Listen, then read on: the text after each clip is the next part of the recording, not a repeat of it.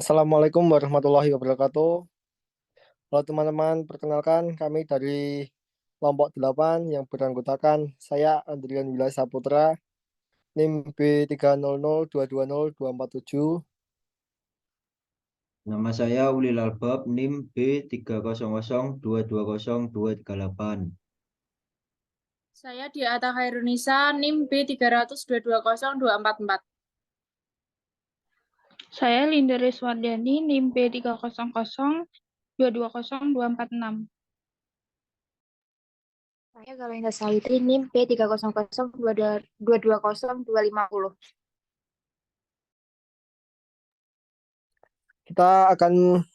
Kami akan menjelaskan studi kasus tentang mengurangi penggunaan energi.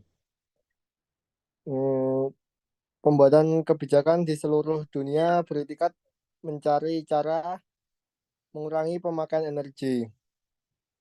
Sebagian besar konsumsi energi menggunakan bahan bakar fosil sehingga kontribusi pada emisi gas dan emisi gas rumah kaca dan pemanasan global.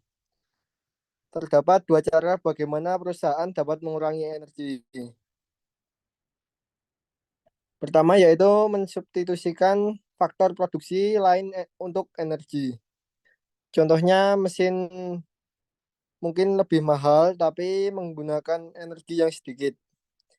Jika harga energi meningkat, perusahaan dapat meresponnya dengan menggunakan dan membeli mesin yang efisien energi tersebut. Dan pada akhirnya mensubstitusikan modal atas energi secara efektif. Seperti perusahaan membeli mesin pemanas dan pendingin yang mahal tapi efisien energi. Cara yang kedua yaitu mengurangi pemakaian energi melalui perubahan teknologi. Memproduksi output yang sama dengan menggunakan input yang lebih sedikit. Contohnya itu eh, mobil dan truk diproduksi dengan modal dan energi yang sedikit. Begitupun tenaga kerja yang lebih sedikit. Materi selanjutnya akan disampaikan oleh Mas Ulil dan kawan-kawan.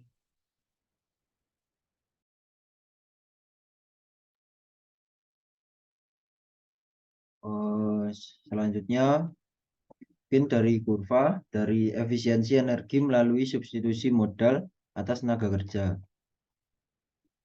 Yang pertama, efisiensi energi yang lebih besar dapat dicapai apabila modal disubstitusikan atas energi.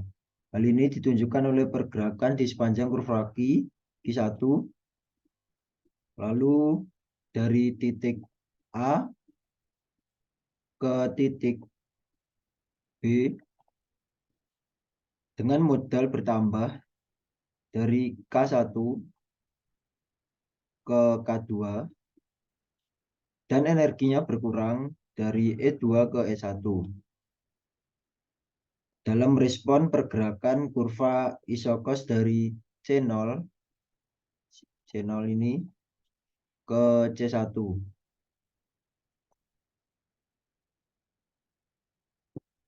Kemudian dari kurva kedua efisiensi energi melalui perubahan teknologi. Kedua isokuan menghasilkan tingkat output yang sama, tetapi perubahan teknologi telah memungkinkannya untuk mencapai output yang sama dengan modal yang lebih sedikit. Peralihan dari K2 ke K1 dan dengan energi yang lebih sedikit. E2 bergeser ke E1. Hasilnya adalah isokuan Q1 telah bergerak ke dalam ke sini dari awalnya bersinggungan dengan kurva isokos pada titik C menuju bersinggungan pada titik D. Karena kita sekarang dapat menghasilkan output yang sama atau Q1 yang baru di sini dengan modal energi yang lebih sedikit.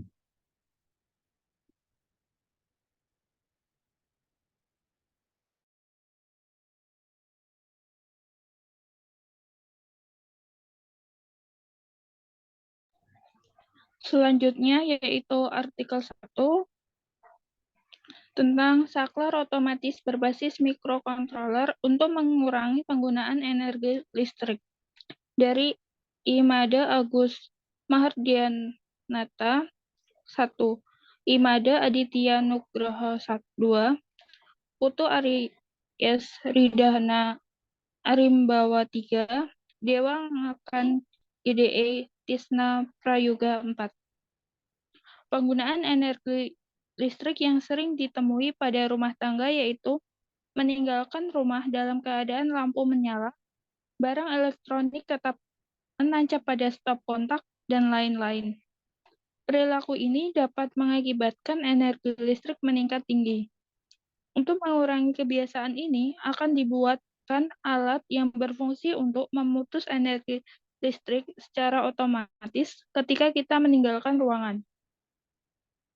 Alat ini menggunakan mikrokontroler Arduino Uno dengan sensor pasif infrared receiver untuk mengalirkan listrik saat kita masuk ruangan dan memutus energi listrik saat meninggalkan ruangan.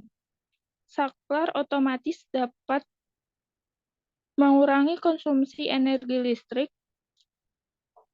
Saklar otomatis delay 20 detik dibanding dengan saklar konvensional dengan hasil pengujian ganda 0,0 dengan pengujian kurang dari 0,05 penggunaan saklar otomatis dengan delay 20 detik menghasilkan penghematan sebesar 48% dari konsumsi listrik menggunakan saklar.